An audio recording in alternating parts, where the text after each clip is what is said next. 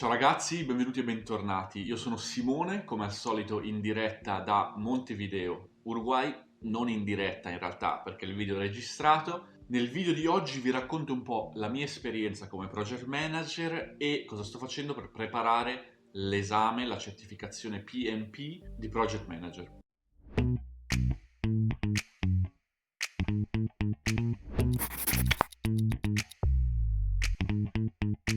Innanzitutto, che cos'è il PMP e quali sono i requisiti? Il PMP è la certificazione internazionale di project management del PMI, Project Management Institute. È una certificazione riconosciuta in tutto il mondo che certifica appunto le tue skill come project manager.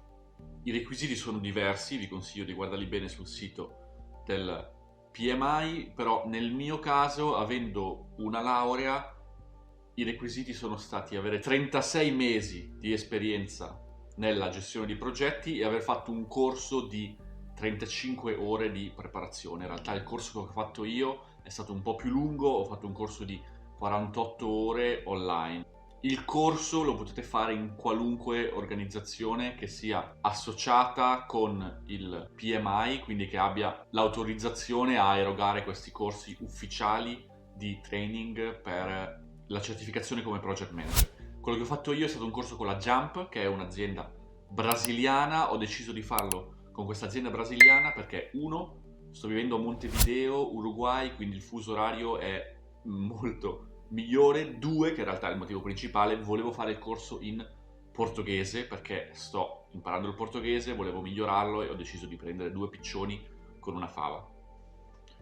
Ho deciso di integrare il corso con questo libro, visto che molte delle domande che ci sono nell'esame, da quello che dicono ultimamente, sono sull'agile project management. Io ho sempre lavorato waterfall, quindi a cascata, che è il modo più standard, diciamo, di lavorare come project manager, mentre l'agile è un metodo un po' più recente che si è sviluppato nell'industria del software e del software development.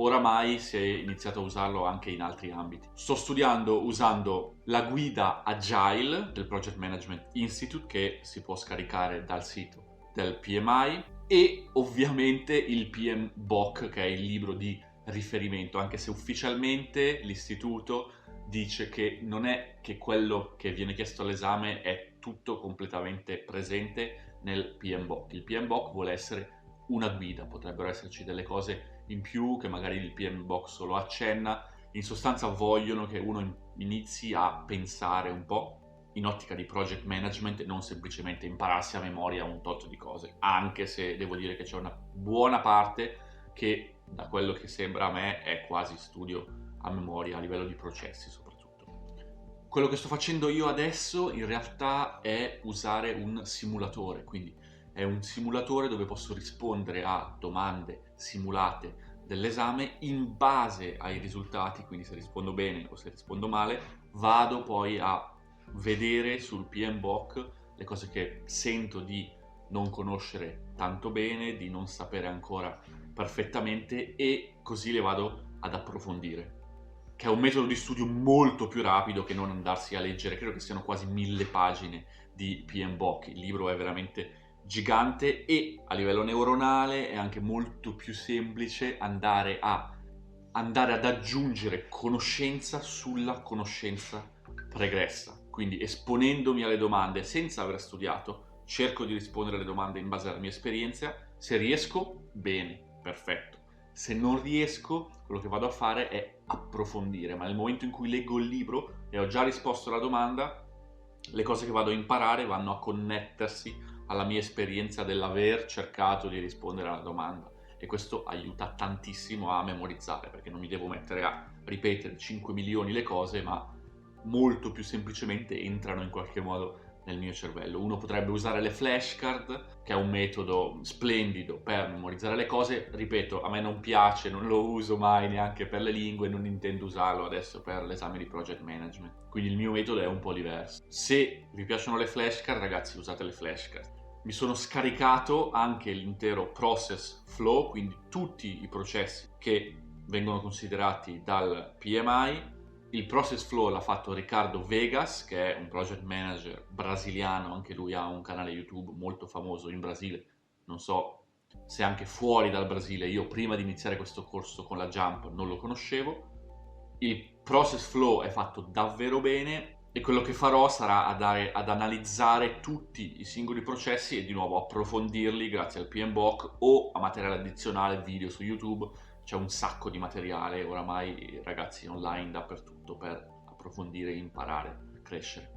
Nel momento in cui mi sono iscritto all'esame, in realtà mi è capitato un audit, che può capitare una volta ogni tanto, non so percentualmente a quante persone capiti, credo poche, quindi ho dovuto caricare il mio certificato di laurea, caricare il certificato che effettivamente ho fatto questo corso di preparazione e ho mandato 2 mail a 2 manager, diciamo i miei capi, il mio capo e il mio ex capo di lavoro, perché confermassero che io effettivamente ho l'esperienza nell'ambito del project management che ho dichiarato di avere. Qualche consiglio addizionale, ragazzi: in generale, se avete già esperienze come project manager e se avete i requisiti per fare il corso, tendenzialmente avete già l'esperienza, attenzione, perché il libro e l'esame sono molto in generale. Io lavoro in una industria specifica e ho sempre lavorato a matrice debole, ad esempio, quindi il mio modo di pensare, magari di rispondere ad alcune domande, è molto influenzato dalla mia esperienza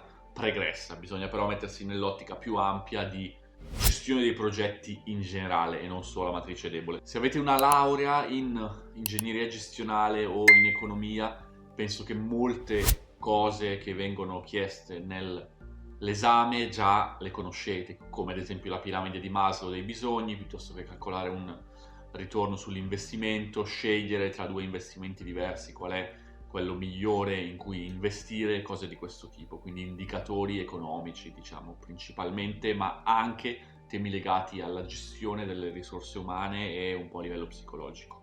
Se siete persone poi che durante il loro percorso di studi o professionale hanno sempre letto tanto, si sono documentate per imparare, per cercare di gestire meglio il proprio team, allora di nuovo sarete avvantaggiati, perché ad esempio si spinge molto sul concetto di servant leadership, che è un concetto che a me era già molto chiaro per via di un paio di libri che avevo letto su questo tema e su questo stile di leadership. Gli stili di leadership, tra l'altro, sono altre cose che possono essere importanti per l'esame. Come detto, la parte di Agile è molto importante. Io non sapevo nulla, l'ho approfondita, l'ho imparata anche grazie a questo libro. È abbastanza semplice in realtà, ci sono quelle 2 o 3 cose da sapere, però uno già può entrare abbastanza rapidamente nell'ottica. Se invece lavorate in un'industria che sviluppa software, allora probabilmente già conoscete le metodologie.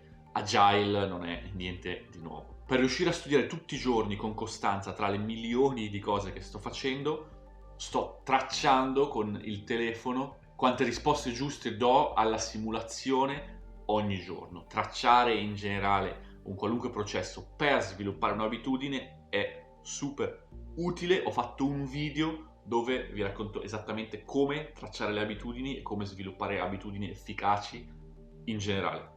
Dategli un occhio, piazzatemi un like e ci vediamo nel prossimo video. Ciao ragazzi!